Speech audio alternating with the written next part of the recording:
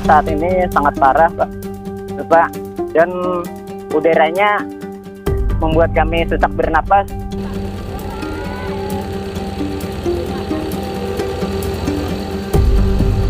Kalau Ya. mau dibandingkan dengan sekarang, lebih parah yang mana, Bang? Parah yang sekarang, Pak. Salahnya sini dekat terus dengan pemukiman warga, api-apinya.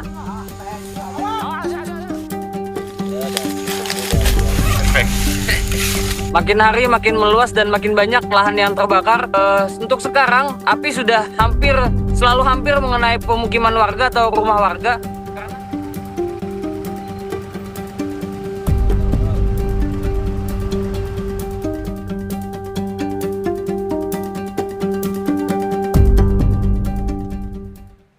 Kita perbarui informasi terkait kebakaran hutan dan lahan. Seorang pelajar berseragam Superman membantu petugas padamkan kebakaran lahan di Kota Palangkaraya.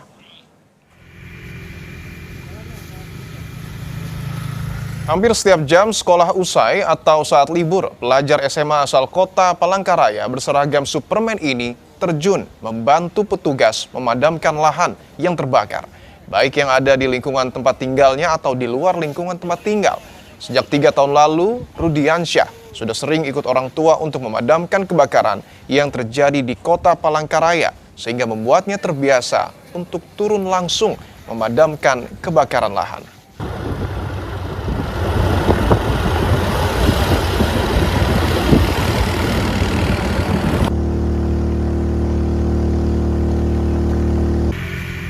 Pertama itu saya ikut tuh cuma iseng-iseng aja. Daripada di rumah main HP. Setelah pulang sekolah, lebih baik aku bantu mereka ke sini. Pertama itu cuma iseng. Kemarin tuh kan waktu aku buka lemari nemu ini kostum ini, langsung aku pakai aja ke lahan.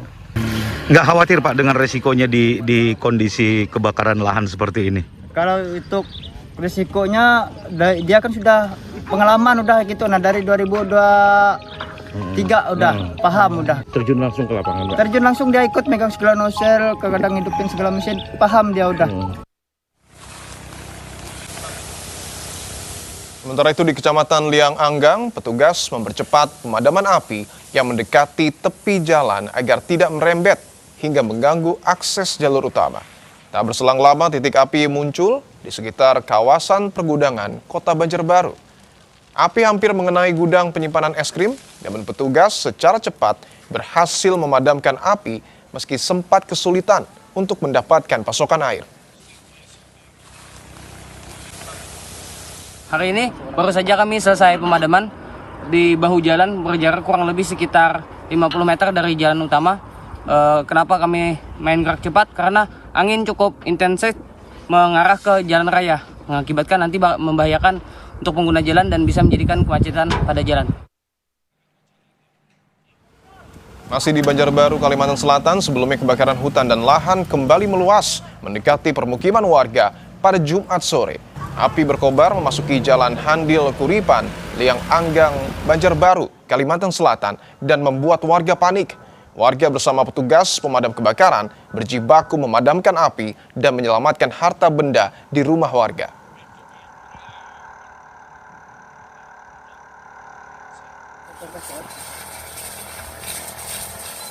Tim Satgas masih berjibaku memadamkan api. Kebakaran menyebabkan asap menyelimuti rumah warga. Saat kabut asap pekat, warga terdampak di Kampar berupaya mencari tempat aman untuk hindari pekatnya asap.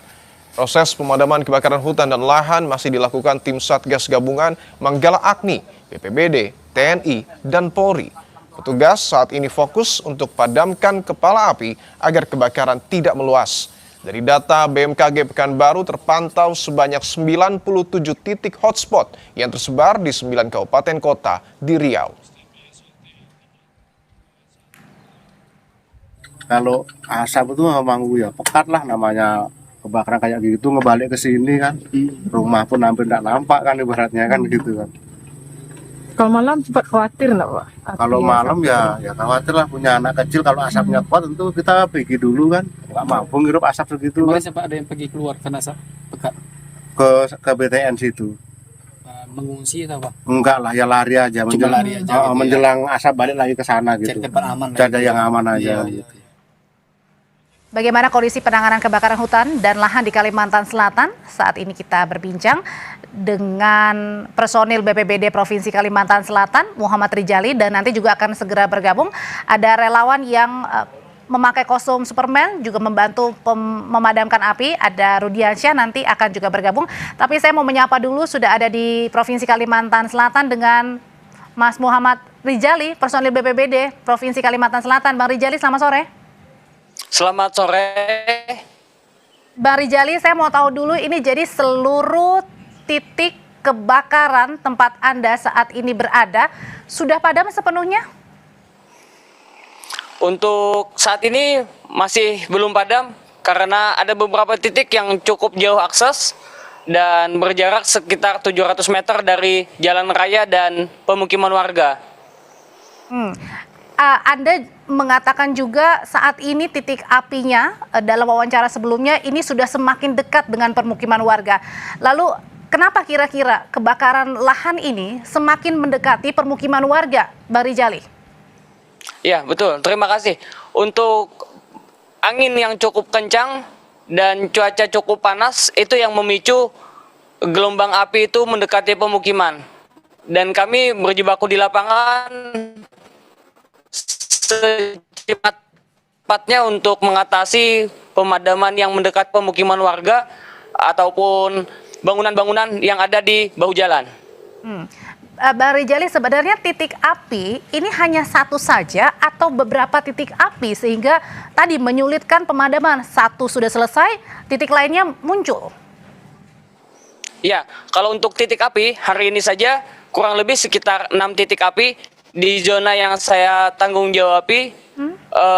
Adapun yang tadi baru selesai kami padamkan berjumlah 2 titik yang lumayan mendekati permukiman warga dan mendekati pertokoan-pertokoan besar. Jadi yang mendekati permukiman warga saat ini gimana kondisi warga di sana? Untuk warga tetap kami antisipasi agar menjauh dari titik api tersebut supaya tidak membahayakan dan tidak menjadi korban. Lalu adakah permukiman atau rumah warga atau mungkin pertokoan yang sudah terkena akibat dampak dari kebakaran? Kalau untuk bangunannya saat ini masih belum ada. Masih kami antisipasi agar tidak terkena bangunan-bangunan tersebut di lahap api. Oke, kalau untuk khusus hari ini tadi kan tempat Bang Rudi memadamkan ada 6 titik ya tadi ya? Betul. Iya, betul. Itu apa yang paling menyulitkan prosesnya untuk pemadaman 6 titik? Ya, kalau untuk saat ini yang paling sulit itu terkendala dari air karena titik air cukup jauh dan beberapa penampungan masyarakat kayak kanal kecil segala macam itu sudah habis karena kering semua. Jadinya gimana untuk memadamkan api? Jadi untuk pemadaman tersebut kami menggunakan unit tangki kapasitas 5.000 dan kapasitas 10.000. Jadi untuk main supply untuk pemadaman di lapangan. Jadi ini masih menggunakan darat ya untuk pemadamannya ya? Betul. Oke, kalau dari kondisi teman-teman Bang Rijali dan juga kondisi teman-teman BPBD, bagaimana saat ini? Untuk kondisi teman-teman di lapangan dan kami yang standby di posko, untuk saat ini insya Allah masih sehat semua dan masih bisa untuk bertugas. Kalau dari Bang Rijali melihat dari selama minggu ke minggu dari Juli sampai dengan Agustus, setidaknya sampai dengan beberapa bulan belakangan ini, bulan mana yang kira-kira paling parah ini terdampak kebakarannya? Baik, kalau untuk yang paling parah itu di bulan Agustus karena untuk pemadamannya cukup ekstra dan kami semua untuk istirahat pun sedikit. Kalau untuk bulan Agustus itu sepengetahuannya Bang Rijali, yang Bang Rijali lihat, apakah karena memang karena faktor lebih ke cuaca atau karena ada kesengajaan? Mungkin kesengajaan itu bisa disebut juga ada. Dan untuk cuaca itu sangat mendukung untuk dilakukan yang namanya kesengajaan. Oke, ada yang ada oknumnya, kemudian juga karena ditambah faktor cuaca sehingga mempercepat kebakaran ini semakin meluas ya Bang ya. Oleh karena itu Abang sendiri mungkin atau teman-teman pernah melihatkah atau pernah melaporkan kejadian ini yang dengan melihat sendiri ada yang sengaja membakar? Kalau untuk kami yang standby di posko belum ada pernah melihat, tetapi setiap ada temuan titik api itu masyarakat yang melaporkan, ataupun kami yang melakukan patroli, api itu sudah jadi dan membesar. Oke, Bang Rijali, ini kan kebakaran lahan bukan hanya terjadi sekali ini saja ya, tetapi hampir setiap tahun berulang ya Bang ya? Iya, betul. Iya, kira-kira dari Abang sendiri melihat apakah lebih tadi karena faktor seperti apa sehingga pemadaman dilakukan tapi kemudian berulang lagi, terjadi lagi kebakaran? Kalau untuk pemadamannya, itu memang kami lakukan setiap hari. Dengan cuaca yang ekstrim cukup panas, kami bisa memadamkan dengan ekstra, dalam artian itu dikatakan sudah padam, tetapi karena di lahan ini disebut dengan lahan semi gambut yang memiliki gambutnya kurang lebih sekitar setengah meter, bisa dipadamkan di bagian atas, di bagian tanahnya yang 1,5 meter ke dalam itu belum tentu padam. Oke, jadi masih ada pekerjaan lagi ya, karena tadi masih ada di bawah-bawahnya lagi ya, lapisan lagi ya, yang belum sepenuhnya padam. Baik, terima kasih.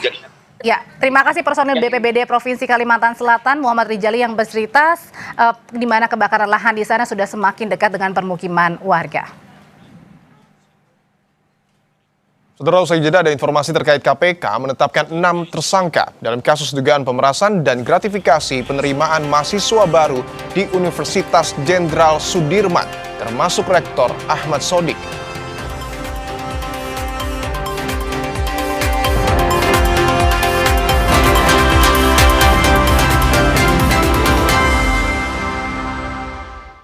Renovit Gold, kolaborasi 13 mineral, 12 vitamin, dan 4 zat aktif lainnya. Bantu jaga daya tahan tubuh, bantu penuhi kebutuhan mineral dan vitamin saat pemulihan. Renovit Gold, bantu jaga kesehatan usia senja. Produksi Konimax. Tahu nggak kenapa Le Mineral seperti ada manis-manisnya? Saya lihat sendiri pabriknya. Le Mineral, air pegunungan asli, kaya akan mineral alami. Mineral inilah yang bikin airnya kayak ada manis-manisnya. Le Mineral.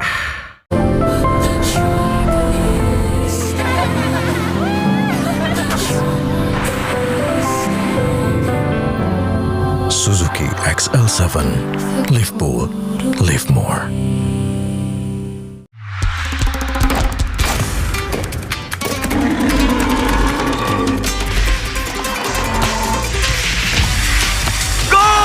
Untuk perayaan yang never stop, segeri dengan Hydro Coco. Don't stop the celebration. Diabetasol Sweetener, kemasan baru. New Life Sweetener. Zero kalorinya, manisnya tetap sama. Nongkrong makin seru dengan New Life. New Life, enjoy life without worry. Saya pilih Le Mineral. Mineralnya bikin badan berasa lebih enteng. Le Mineral dari pegunungan terpilih mengandung mineral alami baik untuk tubuh. Segernya dapat, sehatnya juga dapat. Le Mineral. Flu dan batuk, minum Insaflu dan batuk baru. Efektif redakan demam, hidung tersumbat, dan batuk kering. Inza Flu dan Batuk, solusi efektif redakan flu dan batuk kering. Produksi Konimax. Eredivisie. Sang juara bertahan PSV Eindhoven bertekad mempertahankan dominasi di kandang. Ricardo Pepi siap menjadi ujung tombak untuk membuka peluang dan menciptakan gol. Namun FC Groningen datang tanpa rasa takut. Tom van Bergen, sang orkestrator serangan, akan memanfaatkan setiap celah untuk mengamankan poin. Siapa yang akan menguasai pertarungan? Eredivisie, PSV Eindhoven versus FC Groningen. Senin 24 Agustus pukul 1 dini hari di Kompas TV.